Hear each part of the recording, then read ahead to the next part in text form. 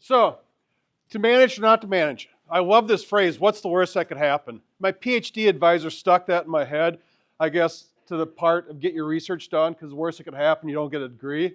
But from Emerald Ash Borer, the worst that could happen is doing nothing. Okay, that's an option, by the way. The thing is, if you do nothing, we know what's going to happen. I don't know if you have Jimmy John's out here. Yeah, Freaky Fast, Freaky Good is their little logo. Emerald Ash Borer, Freaky Fast, Freaky Bad. Well, actually, it's not really that freaky fast. When we talk about a time frame for fastness, a couple of years, where all of a sudden you start seeing things like this. And this is probably 7, 8, 9 years after Emerald Ash Borer came to the city. Zion, Illinois. I'm not picking on Zion, but Illinois was one of the initial states. Michigan was an initial state to get Emerald Ash Borer, so they didn't have the science like we have now. But I imagine in this case, the municipality's like, we don't have money to deal with this problem. We're just going to forget about it. The thing is, for Zion, for me, it was pretty cool. Kid in a candy store with a camera taking pictures. I was also at my nephew's wedding, so that was also a good event. But seeing all these dead trees is pretty cool too. And you've seen serpentine galleries here today. And you also maybe made some connections that the insect Emerald Ash Borer, Agrillus, is the genus. It's got relatives such as two-line chestnut borer. There's a lot of Agrilluses out there.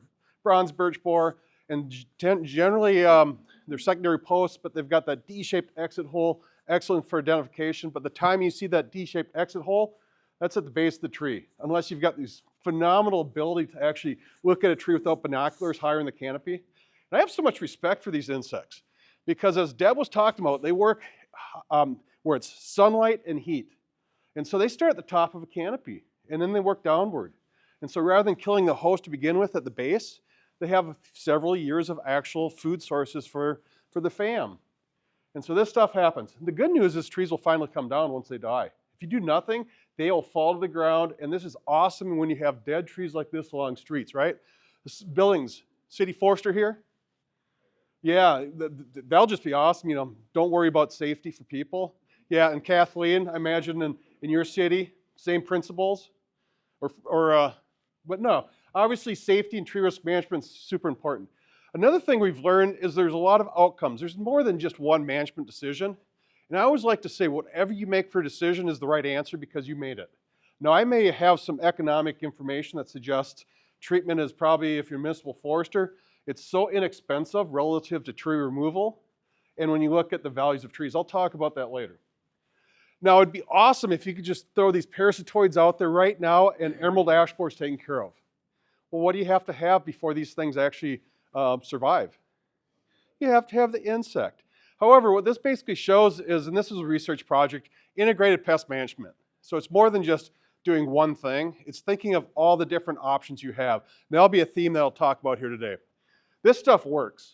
It was in the early, or I should say the mid-2000s, when they started using a lot of different chemicals out there to see if they'd have an effect from an experimental perspective on Emerald Ash Borer.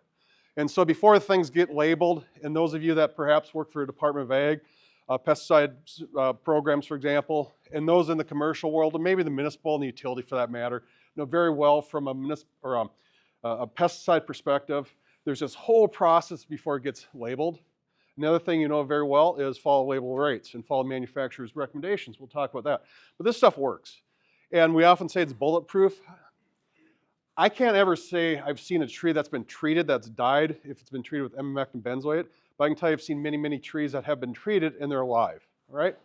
And I'm going to end with actually some data that we collected on long-term tree injection where trees have been treated 5 to 6 times, see what the internal effects on our tree that's been in the management program for quite some time. So I'm going to couch this in a phrase of sustainability. And I got a love-hate relationship for this term. The hate part I have for it is when people just focus on one thing, like the ecology or the money side or maybe the people side. And to me, I love it when you focus on all of these things, like what's the cost of something, what's the societal impacts, what's maybe the economic ramifications along with ecological. So we're going to talk about these. Social. Deb showed this earlier. This publication, if you don't have it, get an electronic copy because this thing shows all the management options from a pesticide perspective. Okay, so it's very important. But the other side is from a social perspective, there are pesticides that we're using. I often like to say I don't want to be the next Rachel Carson, that book Silent Spring. So when I actually have done work with pesticides, I first want to figure out what's the net negative impacts. So certainly understanding people, if you work for a municipality, for example, understanding if people actually, their tolerance to pesticides, and also educating them on the good, bad, and the ugly. I love this graph, some work from the University of Minnesota.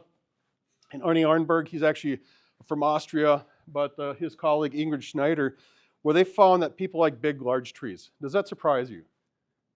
No, you heard that earlier with other speakers. People love big trees, and they don't like small, dead trees, okay? So as a manager, what are you trying to do? This is from a social perspective. So on one hand, there may be pesticide reluctance to put in the environment. On the other hand, the other option is having small, dead trees, okay? And so preference people given were have large trees.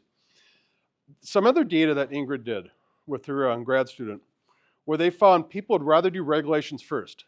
For example, firewood regulations where you can't move ash wood, okay? Or maybe some sort of regulatory silviculture perspective where you're thinning forests by taking some active stance, or like Deb would talk about, is active phloem reductions in forests. But they do not prefer doing nothing. That's the lowest rated. And kind of in the middle is actually using pesticides. Okay, so you've got this kind of contrary set of information that the social side is important. They like big trees. They'd rather use non-chemical means first, but if that's your only option, they'd prefer that to then doing nothing. All right, I like this data. Now this is one of these studies where it's not causation, it's correlation. And there are some pretty cool studies out right now where they're saying trees are the RX. So they're planting trees in areas where people don't have trees to see if there's a medical impact. Okay, so this study actually wasn't looking at causation, but it was looking at correlation. What they found in the Cincinnati, Ohio area is when emerald ash borer came in the loss of tree canopy, crime rates went up. Cincinnati crime rates are going down, okay? And what's interesting is criminals care. I don't know if you knew that. Perhaps you're one of those and you are a caring person. Okay, no, what's interesting is there's a whole set of sociology that why do criminals do something? And it goes back to a lot of things like the 1970s. They came up with what they call the broken window theory. And the broken window theory is if you've got an area that's in a state of disrepair, crime tends to be higher. And you still have to control for a lot of social factors, but when you control for these things in a model, you can tease out that actually places that look blighted. And so dead trees make an area look blighted. And so interesting enough, crime rates went up in the Cincinnati, Ohio area. I won't get into all the little cool little routine activity theories or the mechanisms behind the broken window theory, but there are a whole set of science that says, why do you have crime rates? In this case, it was pretty cool. Where trees were lost because of emerald ash borer, crime rates went up. In areas that they didn't have as much ash canopy, so the loss wasn't there, they didn't have that same impact. Crime rates were still going down like they were. I like this stuff, Jeff Donovan. He's one of these researchers like Wayne's World. I'm not worthy. He's amazing on the research models he comes up with. But what Jeff found here was where they looked at years since infestation occurred in an area, and maybe this is one of these good things for after lunch. You have statistical p-values, okay? But basically what it's saying is there's a stronger effect the longer emerald ash borers in an area. And the effect, this little marginal effect, it's an odds ratio. This is like 15 times greater effect than year 0. And what they found, people died at a higher rate, whether it's respiratory illness or cardiovascular. And now, this doesn't mean when emerald ash borer comes to Montana, you're all gonna die. Okay, you're lucky. Because that didn't happen in Michigan, right? There's still a lot of people in Michigan. I was just there at ArborCon. But there are some dead people. But here's the thing. If you are set up with respiratory illness or cardiovascular disease, you may die sooner. And so maybe you die a year or two sooner than you normally would. Because, and doesn't make, again, not a causation, a correlation study. And do trees hold air pollutants, like particulate matter, dust? Yeah, and do they take up like sulfur dioxides? Yeah, and do trees actually make you less stressed? Yeah, so all these things like stress hormones or particulate matter, if you've got respiratory issues, the particulate matter could be one of those things that cause a reaction and you end up dying at a higher rate than if not. All right, if you do nothing, and this is some work we did in the city of Milwaukee. We found it took 40 years approximately to recover the canopy from those lost to Dutch elm disease. Okay? And Kathleen was giving you a really good, and I liked when you said if I could do it over, it was all about canopy. And so listen to what Kathleen said. And we'll show some economic stuff here, but it took 40 to 50 years to recover the canopy. Now maybe ash grow not as fast as American elm, so maybe it's actually 60 years, okay? I don't know the exact number, and your growth rates of trees in Montana maybe are different than Milwaukee, but certainly I like to say it's a generational decision you're making right now. Isn't that pretty powerful? The decisions you make right now will have a lasting impact for the next set of people. But one of the cool things we found, and David Sevier, he works for the Forest Service now, but he was a city forester at the time. The whole idea of the study was to see if we could prevent what they call the big dig. And so they lost a lot of elms, and the idea was the big dig was to hold stormwater. And so if the tree canopy of elms was not lost, they would not have to spend hundreds of millions of dollars to hold stormwater. And I knew the answer. I didn't tell David this before I did the study and got money from him. But I already knew the answer. It's like no, because of people like Greg McPherson. Trees are not flood solution devices, but they hold a lot of rainwater at smaller amounts. And when we told David that, and here's what the data says, Dave, we couldn't have prevented the big dig. He goes, I guess science doesn't always work. I'm like, no, David, this is a science, but he's crushed. And so that night, I'm like, how can I make David feel better tomorrow? So I'm looking at data, and it clicked on me. Stormwater, what's the value? And what we discovered, just stormwater alone paid for their Dutch elm disease management program. Now, I can't say that's the case with ash. I can just say with elm, that's what we found. And if you act now, I'll also give you air pollution. And that was a magnitude more, okay? And so you start adding up air pollution. If you're one of the next 60 callers, I'll give you energy savings, and I'll give you CO2 just because I like you. And so you add all this stuff together, and the benefit to cost ratio was amazing. And so all this ecosystem stuff was doing what? Paying for the, correct word is program. So it's paying for the program. Now this is municipal forestry operations. Does the same thing apply for residential properties? Maybe, maybe not. But why do we do things like buy fancy cars when a cheap car would get us from point A to point B just as easily? It makes you feel good. In economics, they're called irrational decision making. And we do that all the time. Okay, because there's something about that decision that makes us feel better. And so from a private commercial perspective, it's really irrational decision making. I'm sure you use that all the time if you're in commercial arboriculture when you talk to clients. How many irrational decisions are you going to make today? No, they're making decisions because the tree to them is so valuable that it makes your services actually beneficial. But again, municipal context here. Now I got into emerald ash borer research about 15 years ago. And number one, I had a tree population I needed inventoried on our campus so I could subject students to pain with management plan writing exercises. And in this whole process of collecting this data, I had a couple students that were like, hey, let's do an undergrad research opportunity where let's just look at the value of the ash versus if we had them or didn't. Okay? At the same time, Purdue University and Cliff Sidoff, a phenomenal entomologist, had the cost calculator. Have you ever seen that before? So Purdue University, and back then at that time frame, it was just a cost calculator. It didn't have benefits, okay? And so I was like, well, trees have benefits. Well, first of all, do you agree with me? Thank you. And so what about the benefits? We ended up actually doing work on looking at economic analysis, adding benefits also into the picture. And if you want this publication, it's behind a paywall, just email me, I'll get you a copy at no cost, okay? And that's one of these papers, if you've got insomnia, it'll put you to sleep at night. These are more the popular articles were TCIA or ISA, and those are not behind a paywall. But if you want copies because you can't find them, just track me down. All right, did you have elections last night in Montana? We had some back home, okay? So we had our spring elections, and by the way, you're all transplanted to Wisconsin last night, and you're all on the ticket. Did you know that? So you got elected. You're a decision maker now. What decision are you going to make with management decisions for emerald ash borer? And by the way, the higher the bar, costs you more money. Should we do nothing? Is that the lowest cost? No. Is treatment the lowest cost? No. Is preemptive removal the lowest cost? Yeah, it's smaller bar, okay? So yeah, preemptive removal is the least cost, and write this down. The least expensive way to manage tree populations, whether it's utility, commercial, or municipal, don't have trees.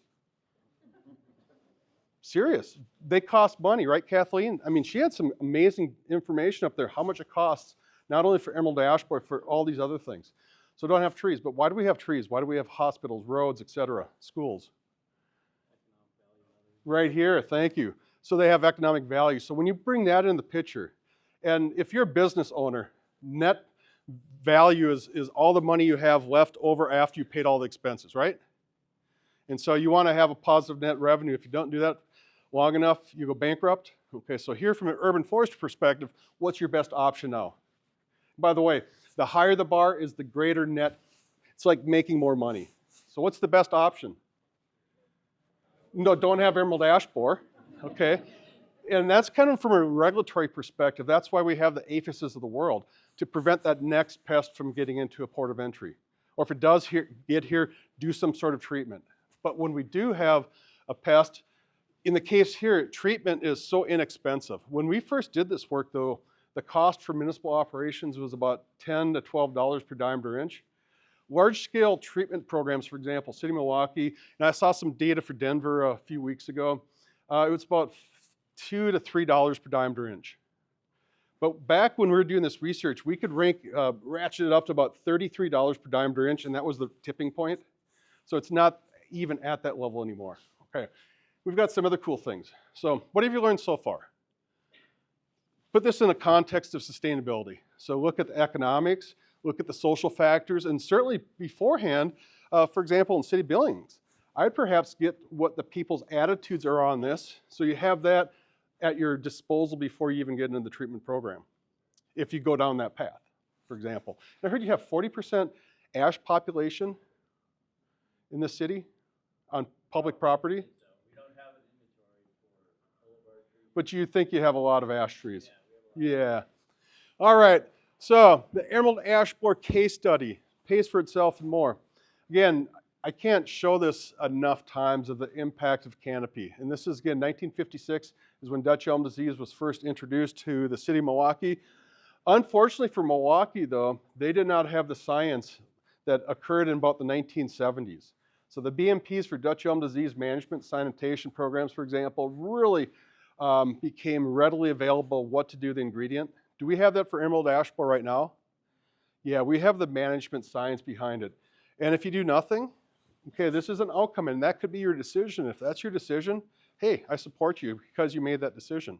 If this is not what you want, certainly you have to find mechanisms. And I wish we didn't have to have pesticides that we use. I wish there's something else like Dutch elm disease sanitation. But you've heard this today. The ability to detect ash trees visually or through trapping mechanisms is very challenging, okay? All right, so effects on a municipal budget, for example. And this was some work I did with Ward Peterson from the Davie Resource Group. And when I was, oh, by the way, if you're a municipal forester, we're actually redoing this work from 2014. We're redoing the municipal forestry study in 2024. It's going to get out one of these days, where we ask you to provide information about your program. When I got the data on the financials for cities and it was self-reported, I'm like, there's no way, Illinois, you're like spending so much money, you liars, okay? And I'm like, no way you're spending like 3 times compared to other cities. And so my brother's a finance director, and I asked my brother, it's like, hey, how can I easily find this stuff? He goes, city reports called financial reports. And I'm like, hey, thanks, bro. Thanks for being a smart ash. And so he tells me where to look, and I find these, and I'm looking in Illinois. And they truly did have reported numbers at this level. Specifically, they actually had line items in some of the city budgets for just emerald ash borer alone. And then I'm like, huh, what about the other states and how it's related to emerald ash borer? So I took that data, and all I did was plot when emerald ash borer was found in a state. For example, in 2014, New Jersey and Arkansas were blessed with the pest. Okay, it was in 2008 when Wisconsin was so fortunate to have the first positive identification. By the way, it could have been 2007. I had a student at our summer field camp, and he was talking about these ash trees that were dying by their farm. I said, hey, you should call the Department of Ag and Trade Consumer Protection, Wisconsin, because maybe it's not emerald ash borer, and guess what they found a year later? Half mile from their farm is where emerald ash borer was first detected in Wisconsin. So obviously it's been there before 2008. It's usually about a 4 to 6 year lag.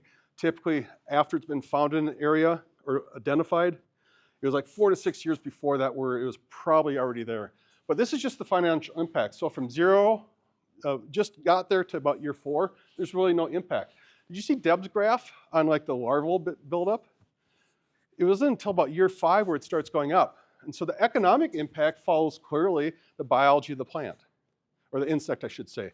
And then the good news, once you get it, you're going to be like at the end of your career perhaps, and it's like, whew, I don't have to worry about this anymore, okay? Or maybe you're just getting into this as a career. It's like emerald ash borer comes to your city, and it's like, for the first initial half of my career, I could deal with this pest, but it gets better. All right, but this also fits the mortality curve that Dan Herms and Deb put together that really shows when it's first identified in location, there's this time period before it becomes exponential. So the good news for you, once it's detected, okay, you do, again, have a few years before it becomes catastrophic. Another thing we found, and you heard this, Kathleen was talking about this, that all of the deferred maintenance, so we found from that data, states that had emerald ash borer, the tree removal budgets went up. Does that make sense? All right. Stump removal also went up, okay? At the expense of public education, and we don't need to talk to people and educate them about trees are good, okay? I would say, unfortunately, that's an unfortunate thing, but the budgets for that went down. And by the way, watering trees, not important right after they're planted. No, so the budgets for watering went down, for safety, okay? Those of you that work for Save a Tree, I know you have a really good PPE program and safety. There's so many great commercial companies out there. You have safety so important. And so don't do safety training when emerald ash borer, no. But unfortunately, there's no new money is what we found. And a lot of things like tree pruning, for example, budgets went down. The only thing that didn't change was tree planting. Okay, so tree planting budgets didn't change. They were the same as before and after because people love planting trees, but they don't like paying necessarily for maintaining trees. And if I had trained someone on Urban Forest Management 101, tree maintenance first, tree planting later on. Okay, take care of what you have first, but that's not usually how things work. What we found is about $1.50 per capita cost, okay? Now, obviously, if you have no ash, there's no cost for emerald ash borer, right? But on average in the United States, it was $1.50 per person. Now, this is 2014 data, so maybe this is $2 per capita now, okay? But regardless, that was the financial impact of emerald ash borer in the United States. Now, what does $1.50 mean? Would you pay $1.50 to maintain your ash tree population? Yeah, see, that's really where the public education comes in. And there's a study actually in Missouri where they asked people, it's called a willingness to pay. Would you pay $100 annually to have ash or support urban forestry in your community? Like Paulo's like, I'll spend $100 per year. How many people? 200. Would you go 200? 200, 300. Whoever's the highest gets first lunch line today. Got it? But no, back when this study was done in the mid-2000s, it was 1156 in Missouri, kind of the bellwether state. What I also like about this data here, you got differences in gender. Females are willing to pay more money than males, okay? And males apparently cheap. Those that are younger will pay more money than when you get older, okay? And maybe it's something about like retirement and you've got less money available. And if you have a lot of education, you're willing to pay more money than if you just got a grade school education. We actually have to give you money to have urban forestry in my town. I thought that was a pretty cool statistic. But anyways, willingness to pay. Now let's get into really identifying, should we even retain a tree? What about this ash? Keep it? Yeah. I don't know about your green ash in Montana, but I do know about the green ash where I grew up in Minnesota, and the same thing applies in Wisconsin, where I now live, that they get brown rot, okay? And brown rot's one of those fungal disorders that the trees don't sense that there's a weakness, and they don't put on additional strength, adapt to that weakness. Compare that to like white rot, where trees, as they're dancing, going, oh, I'm getting weaker, I'm gonna put more tissue on. And so at the Centurion Mark, it's not uncommon for trees to have brown rot. On our campus, for example, that's what this picture is from. It is a 100-year-old tree. It was actually the first urban forestry practices at the University of Wisconsin-Stevens Point. And I would probably remove that tree before I'd treat it. On the flip side though, and this tree, by the way, there's so much from a risk perspective. and it was where people walked by all the time, including administrators. And yeah, you got to protect them, right? So anyways, yeah, these trees here, unfortunately, tree removal was the best option, okay? And again, what do you see here? Not climbing the tree. And this was before, like, there was a study that the Davy Tree Expert Company came out with, and John Ball has data on this, that basically when trees, green ash, for example, start dying, don't climb them if you value your life. And if you value the life of the people that work for you or you work with, aerial lifts really are the only way. And that actually starts increasing the cost in some situations because you have to spend more time to do it safely and protect people. Would you protect this tree? I love trees. But man, if I have to make a decision of this one, or this one, or this one, or this, I don't know. These are all, you make decisions on whether it makes sense to retain or not, regardless if you have emerald ash for or not. What about this tree? I feel bad for this tree. Little concrete prevents the trip and fall on the tree grate that used to be there. But yeah, these are all decision making. What about trees in small soil volume locations? Treat them or not treat them? There's no wrong answer, by the way. How many people say just let them die, get rid of them? No one? Awesome. How many people? Oh, one? Cool. How many people say retain them? Okay, again, no right or wrong answer. City of Stevens Point, their forester, Todd Ernster, is amazing. And Todd does treat their small trees in their downtown area because it's nearly 100% ash. And so what he's doing is buying time. And when an ash tree dies, he's not going to put a new ash in there. He's going to put something else in there to diversify the tree population. But he's just making the card that was dealt him. What about this tree on the utility line? Maybe it's an opportunity for utility forestry operations to remove and replant with something that is more compatible with the line. What about this tree with a crack? It's one of your clients' preferred trees. Could you put support systems in this? Yeah. Now, if this was on a street tree situation, maybe I wouldn't do this. Unless if I have duct tape. You know? Now, in the ANSI A300 clauses on tree support systems, it used to be part 3, now it's actually clause 7, but the same details there. We don't have duct tape, but interesting enough, have you ever looked at duct tape and see where it actually has like MPH ratings on it? You've seen that before? I didn't know this. A friend of mine told me this. I was working for a consulting firm in the 1990s, and he mentioned a friend of his worked at for airline TWA. Okay, they're no longer. TWA, their operations, if they had a door that wasn't quite closing, they'd actually put duct tape on it. Okay, I don't know if Boeing knows that or not, but anyways, no, it's not a support system that is recommended, but I thought it was kind of a cool picture. So what does this show you? Preemptive planting. So you're actually preemptively planting a tree before another tree dies. Anybody identify this tree species with a vase-shaped canopy? Elm, awesome. What about this with opposite branching with little samaras that look like canoe paddles? Ash. Okay, so it's kind of ironic. This was a picture from our shade tree archive. I used to work for the Minnesota Shade Tree program. I was their coordinator. And this was from our archive again, that they preemptively planted an ash in anticipation of an elm dying someday. And this was, I think, from the city of Minneapolis, and they had a phenomenal Dutch elm disease. They still do, where they've retained elms for quite some time. But yeah, it's kind of ironic. Now I've got a study on campus that we're actually still quantifying like the growth rates and the increase of tree sizes, whether it's ash. Does this look like a beautiful ash tree? Yeah, and this is actually one in a study. I call it my retirement study.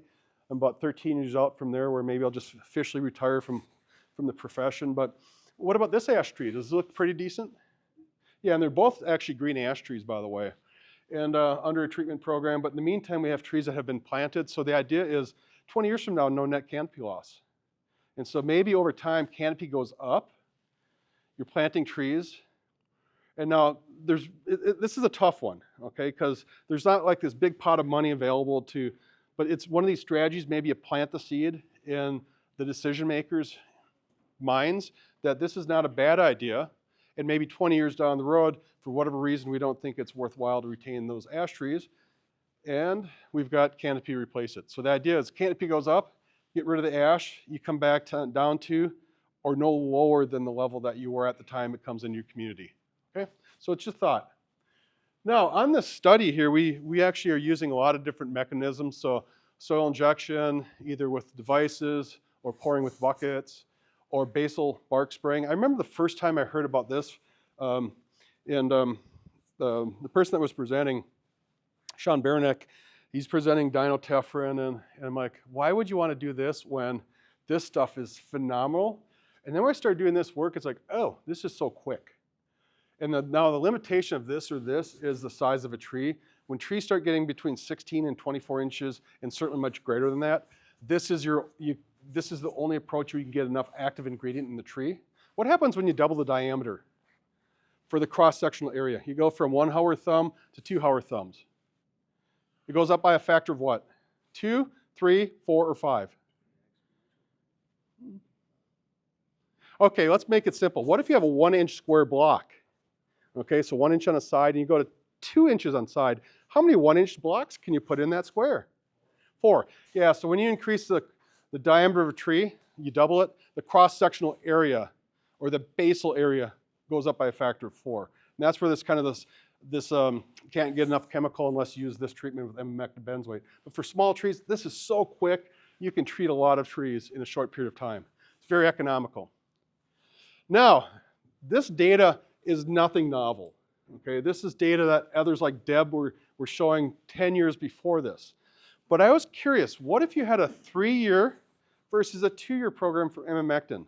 And my friend Cliff Sadoff, the jerk, beat me to the punch. I already published data on this, that a 3-year treatment program for emamectin benzoate is statistically no different than a 2-year program. Okay? Now you're probably thinking, if I skip a year, am I in violation of the label rates, which say you can't treat sooner than every 2 years? I don't have the answer for that. It's one of those riddles I've talked with professionals, okay? But the labels don't say you have to treat every 2 years. It just says you can't treat sooner than every 2 years. Okay, so here's what I would say. If you skip a year, here's the context that Dr. John Ball, some data he has from South Dakota. It's not published yet, but if you're treating in the springtime, okay, 3 years from now, treat in the springtime again. Don't go till the fall. But if you treat in the fall, okay, spring is typically better than the fall, okay, for these treatments. But if you treat in the fall, for example, with this, in year 3, don't treat back in the fall, treat in the spring. Okay? Again, the biology of the insect is really what you're dealing with. And there may not be enough active ingredient necessarily in that tree, but we just know statistically that the data I have and Cliff Sadoff, these are no different. But dinotefrin, emamectin, and imidacloprid statistically are all the same. But trees that you don't treat, what happens? Statistically, they die.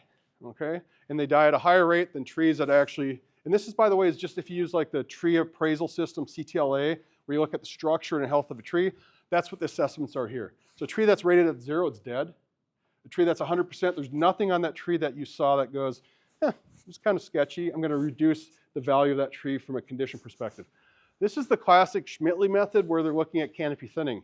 So if you have a canopy that's 100% thinned, that tree is also dead. Thank you.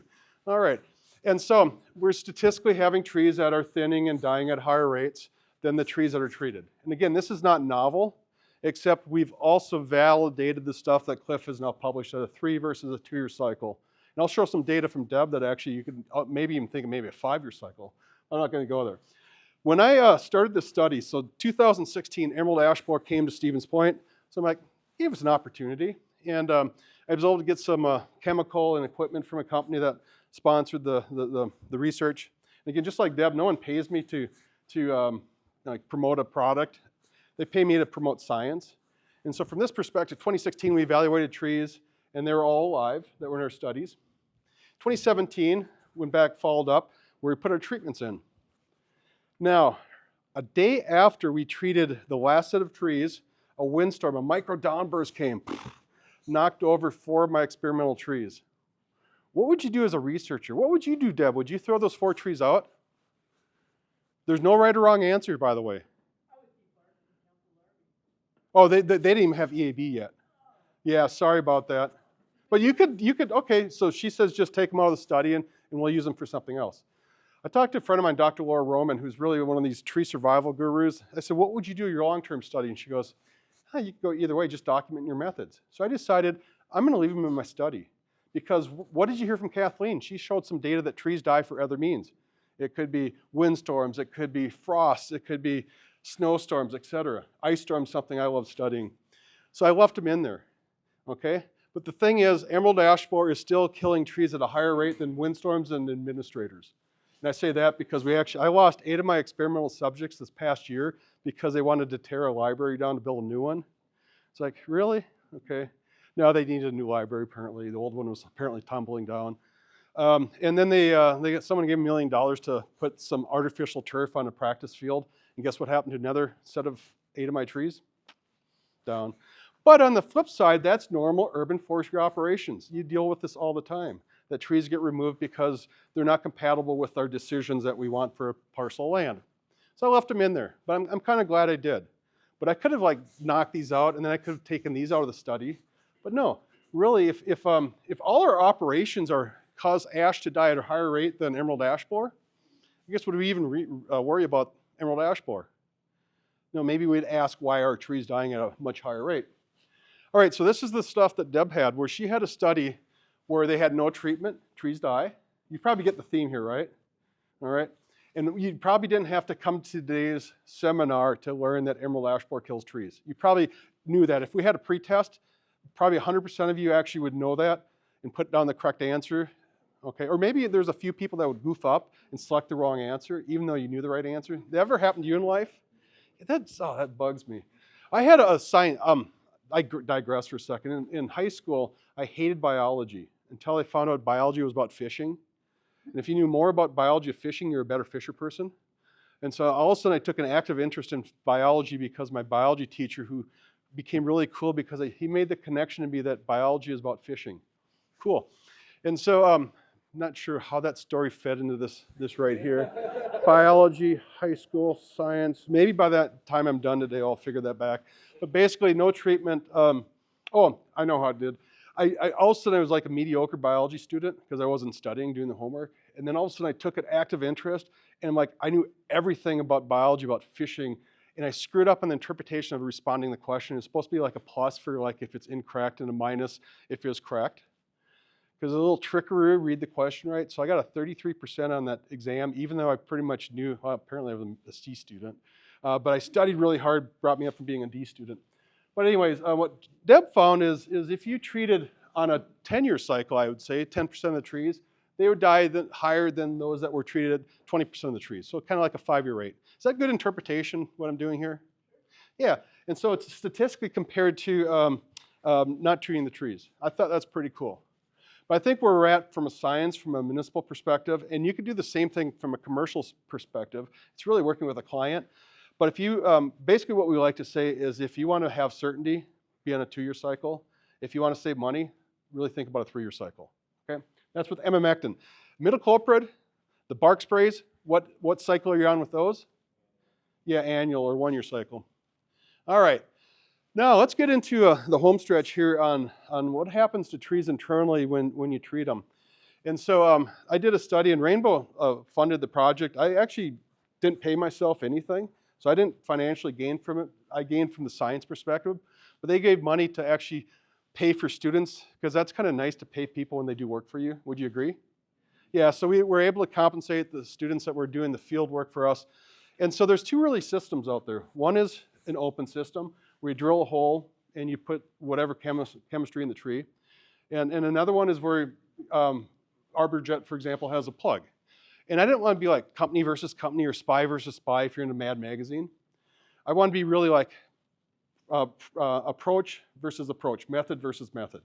And so I rebranded it Sealed, and I didn't really rebrand it. Actually, that company, there's actually 2 companies in the world that use this term sealed when they have, because they're sealing this hole, and it's also used for how the chemicals put in the tree with the equipment. But regardless, I wanted to like sealed versus open, okay?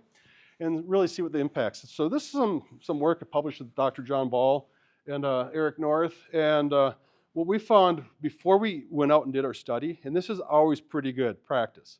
Before you do something new, should you practice it? Like a new arboricultural treatment goes out, just start doing it without reading the manuals. Just do it. What's the worst that could happen? You screw up, right? So we actually got together with a company that uses a sealed system to actually test our systems. And I'm glad we did, because when we were out there and we're trying to identify wounds on trees, and we were like, oh, maybe that's actually a good data point to put into our study. Okay, was there a wound on a tree, and what was the cause of it? Okay, and so we actually added in manufacturer's recommendations. Can you see a canker on this tree? And this one is actually associated with a treatment system. There's the hole. Can you see dead tissue? Awesome. Can you see dead tissue here? Yeah. Can you see dead tissue here? Not as easily. So actually, how many of you actually use sounding before you climb a tree? Or do it for tree risk assessment? Use a rubber mallet. We use sounding. Why? Because we could actually then we'd go around the tree sounding it to actually hear if there's a bark that was pulled off, and sometimes we couldn't use it. I'm so glad we added that. Plus, was there something about manufacturer's recommendations? So here's the first slide. What did we find? Trees that are bigger tend to have more wounds. Makes sense?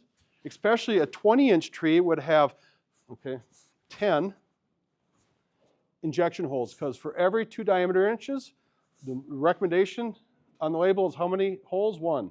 Okay, so bigger trees would have more holes, more chances for maybe having a wound caused by the method that you're using. Okay, makes sense? Milwaukee had a higher rate of wounding on their trees than Chicago, which was our comparison city, and Sioux Falls and Minneapolis were no different than Chicago. Why being? Milwaukee had been treating their trees a lot longer on a continuous cycle than Chicago. Minneapolis had just been starting for like a 1-year treatment. There was a few trees that were treated twice. Sioux Falls, they just got the pest, and so they had trees that were just treated once. Make sense? But we also found a higher odds, so 7 times greater odds of having wounds on a tree than if you used a sealed system. Okay? So again, you got to put this in context, science. I'm going to build up. It's more than just often one piece of a slide here. Now the mean volume of wood, or the mean area of tissue, and how we actually measured this, how many actually still have a transparency overhead?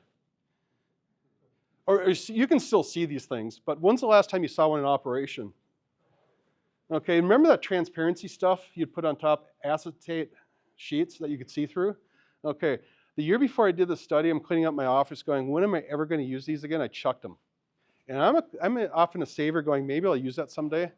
And guess what? This study to figure out the area, it was really convenient to have these acetate sheets that had 1-inch square centimeter grids on there, so we could then like circle around the wound, and that's where I pay people to count squares. Okay, not that I can't do it, not that it's below me, but I find people like to get paid to count squares, and so we use acetate sheets.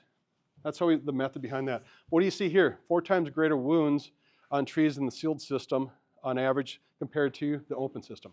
All right, wound present on tree. Open system, fewer wounds than sealed system. All right, well this slide actually, we asked the question, was there something about not following manufacturer's recommendations? Any of you used the sealed system before? Where you got to place the plug?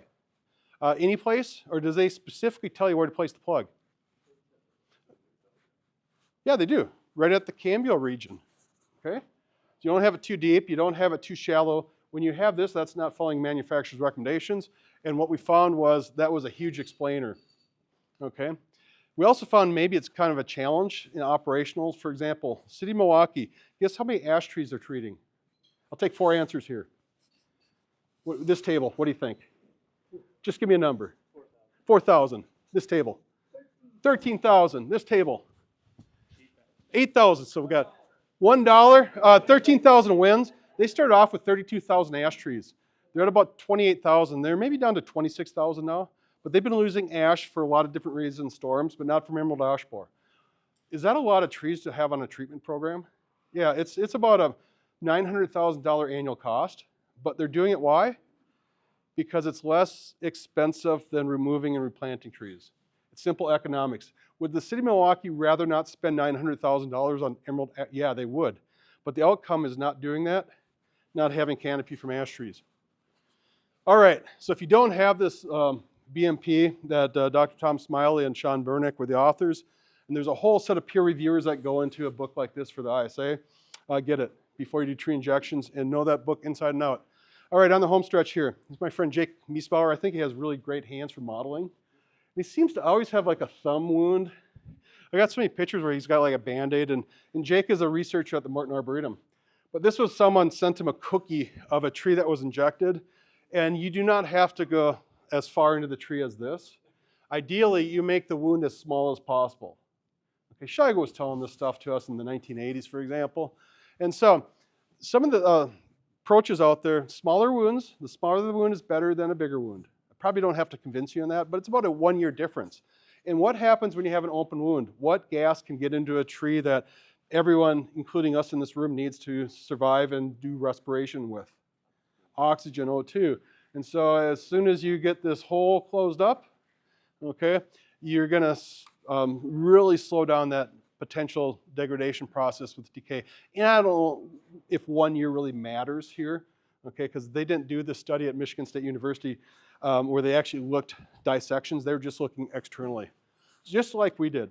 Now this is a study almost not quite a decade ago where Deb was involved with a student of yours, apparently. Kind of conclude that when I looked at the name. Was that right conclusion? Oh, postdoc, okay. So I failed on that one. But this was, I'm assuming you followed manufacturers' recommendations when you did the study. And when you look at actually plug placement on these cookies, they look pretty darn good. But look, it's like your thumb and your pinky. Now this is a short-term study, okay, where your tree gets treated, you dissect them. And did you count any larvae in this one? We had before. Oh, okay, so you got the larva counting out of the way and you're happy. Yeah. Yeah. All right. Well, anyways, the long-term effects of treatments. Now, this was a study that was done with American elm from Nick Brzee. He's a pathologist, where they were using sonic tomography. And what they found, there was no difference between trees that were treated for Dutch elm disease using Arbortech, for example. And that system is an open system, by the way, and versus trees that were not treated. Okay. First of all, economically, sanitation is so much less expensive. So you have to have a darn good sanitation program before you even think about this stuff, okay? And this stuff is where you're protecting high-value trees where you don't want to have that odds of maybe getting Dutch elm disease. So we did this with ash. Before I started this study, I had no clue how much time it'd take from going to the city of Milwaukee, which we worked with, identify trees that were going to be subjects, and then I started thinking, was I doing human subjects research? Because we're taking trees away from people in front of their house. Now, I do human subjects research where there's a whole process that you look at the institutional effects of the study on people, okay? So if I had a study and I wanted to punch you to see if it hurts, is that ethical? Well, there's a whole process. I probably would not get approved to punch people for a study to see if there's pain because we already know that. So there's no value of me doing a study where I'm hitting you in the arm to see if it hurts, okay? So I'd be rejected. But in this study, it's like, was it human subjects? I don't know. It was biology because we want to see the long-term effects. Interesting enough, no one complained. We had a few people come out, they're so happy we're taking that tree from in front of their house because for whatever reason. It's plugging my sewer. So fortunately, there was no harm that we know that came of it, but it kind of opened my eyes because we were taking trees away from people. Could that have an impact on like crime rates? Probably not in that block because it was one of 40 other trees in front of homes. So it's probably going to have no impact, but just saying. But I did find out it took us about 20 hours per sample, okay, of finding tree, cutting tree down, moving trees to Morton Arboretum, and then dissecting these things with my happy crew of Jake Miesbauer and Abby and Matthew Lee and Aaron Schauer and myself into cookies where we had 280 of these things. And we went from the ground up to 90 centimeters. Okay, I just got English units here, 3 feet. And because we wanted to actually see not only cross-sectionally, but longitudinally. And before we even, we had software, fortunately, that did a really good job of actually identifying discoloration and a few other things. But if you look at these cookies, most of the trees looked like this. These were trees that were treated 5 and 6 times now. What's your conclusion? Do these long-term injections have much of an impact from discoloration? No. A few looked like this. And so these trees, for example, had a lot of pre-existing discoloration that was maybe from pruning trees, a lot of branches were removed at one time, or there could be a lot of explanations why this. But this was, again, pinky thumb that was coalescing into this prior discoloration. But most looked like this. And we actually know something about compartmentalization of damage, dysfunction, or decay, as Shigo said. Perhaps you've heard of CODET before. And perhaps you've heard compartmentalization of decay in trees. And maybe you've heard it rebranded by pathologists calling it dysfunction or damage. And it took me a while to warm up. And I think Shigo would go, yeah, I think Codet, it's damage because decay is the end product. It's really the damage itself. What is the end product potential? And what we know, green ash trees are phenomenal compartmentalizers. This is data from when? 1950s. And perhaps you know hackberries are not very resistant to decay, if you've spent time working with hackberries. And perhaps you know cottonwoods or populus are really, really prone for getting a lot of decay. Okay? So here's what we found. When you put all the data together, okay, these are all individual data points, that on average, right where the injections were occurring, on average about 8% of the area was discolored. Not a lot. Okay, and these are trees that were treated again 5 to 6 times. And as you start going up the tree, it doesn't spread much longitudinally. So this was pretty nice. This basically says for the city of Milwaukee, the program that they have is working because trees are not dying. And the internal discoloration is not that much either. And so if I redo the study 10 years from now, what do you think I'm going to do? Do you think I'm going to spend 20 hours per sample? And it was about a $30,000 research project. Or do you think I would dissect like 6 trees to see what they kind of look like that? That's what I'd look at probably first before we even went to a process like this to get some data to do a scientific study with and publish a paper. And on the home stretch here, because it's lunchtime, it's right behind us. This is some of the worst case scenarios that we saw. And like here's bark cracking. So this is a 1, 2, 3, 4, 5, 6 years after it was treated. We still have a crack.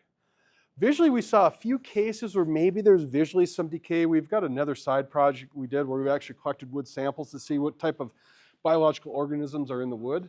But for the most part, visually, it looked like pretty sound tissue. Again, this is over a decade after the first treatments were done in these trees. Okay, so pretty cool, I think. And again, the worst case scenarios to something to explain why you have this, setting of that plug was incorrect.